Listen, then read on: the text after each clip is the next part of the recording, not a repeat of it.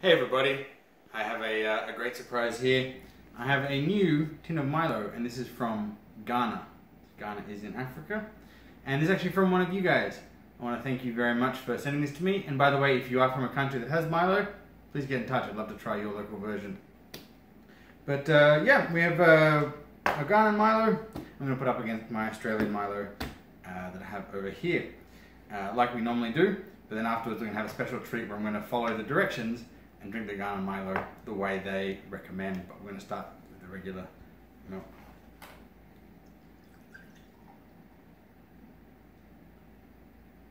So we're going to go for about the same size milk.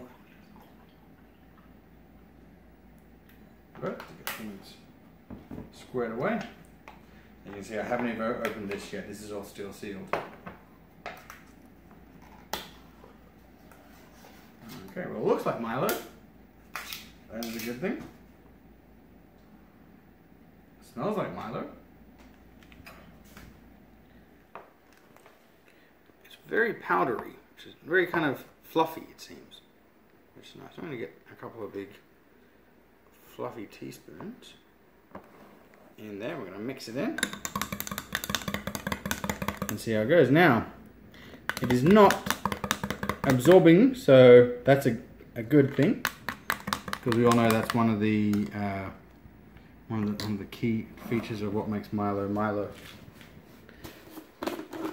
Now we're going to compare it to the Australian Milo. I'm going to get about 2 teaspoons to get it pretty fair. It's looking pretty similar. The colours are very similar between the two, and there's similar fluffiness. Mix this in. This seems to have a little bit harder time getting into the milk than what the Ghanaian one did, but it's performing as as we expect. Definitely it's in now, but the Ghanaian one, well, that resisted, is now a lot more dissolved than the Aussie one. I'll give the Aussie one a little bit more just to get in there. So if we look closely, our colour's about the same. Everything's looking pretty good.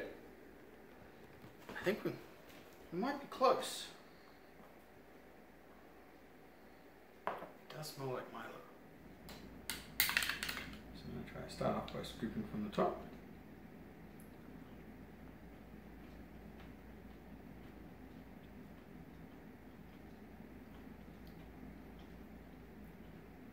It has the Aussie taste, but it's got a little something different, like it's like it's not as strong, but it tastes a bit more sugary. But the Milo taste itself, the chocolatey taste, that tastes very much like what I'm expecting the Australian one to taste like, based on history. But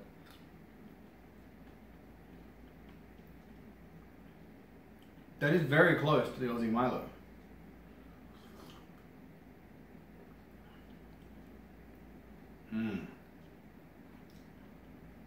That's good. I'd say it's a slightly weaker version of the Aussie Milo, but it's on the same taste range as all the others, which is kind of strange because normally it's not that close.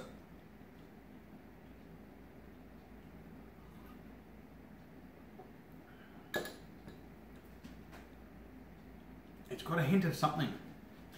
It's like the sweetness is slightly off, actually. It's just slightly off with the Aussie one. Okay, so we're going to go back to the Aussie one.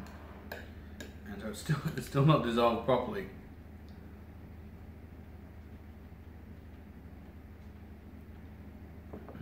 That is delicious.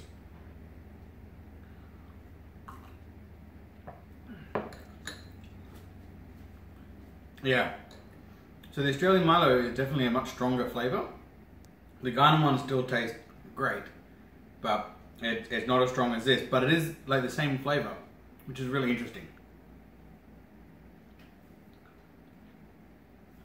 Now, I'm going to read the instructions on how they actually make Milo in Ghana, and so you can see how we're going to do it next. So they have a hot and a cold preparation. We're going to stick with the cold because that's what we're doing here in all my videos. Scoop 4 teaspoons of Milo into a cup. Add hot water up to a quarter of a cup. Add milk to taste. And they have a picture of milk powder, so I'm not sure whether milk from a cow is very common over there. Then add very cold water and some ice cubes if possible, or if desired, and enjoy your wholesome cup of Milo. Now the part that's also confusing, not just the hot water part in a cold Milo. Throw away leftovers or prepared portions after consumption. I'm not throwing away Milo, but let's see what we can do. So, gonna get some hot water. Well, I'm gonna add the Milo first. It says add 4, but I think I've got a small glass here, so only a couple of heaped teaspoons. I don't know how big their cups are, but we'll get 3 in there to start with. It's in the middle. Now I'm going to get some hot water from the tap. Run it for a second, make sure it's going to be hot.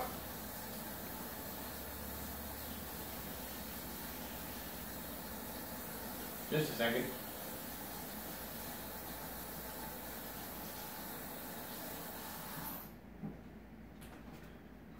So we've got our hot water. It didn't say boiling, so that's why I'm not using boiling water.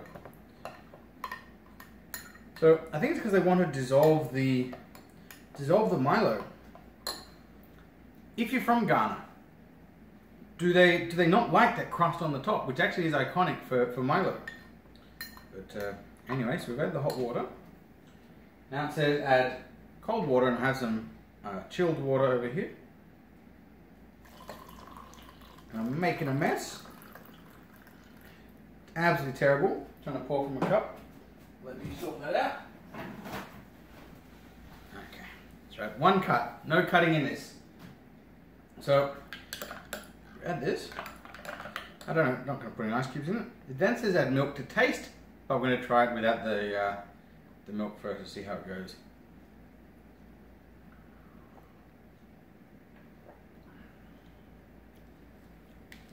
It's okay.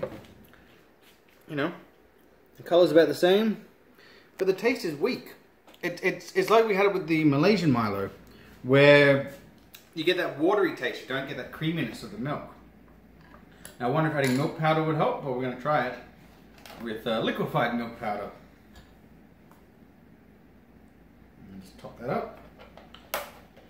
I assume that's going to be equivalent to adding a couple of scoops of milk powder to this now.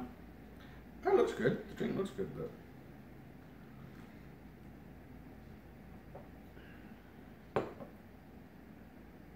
a lot better with the milk. The creaminess really helps. So if you do have, I guess, milk powder, I'd say add it to your Milo. But yeah, that's Milo from Ghana. It's quite nice.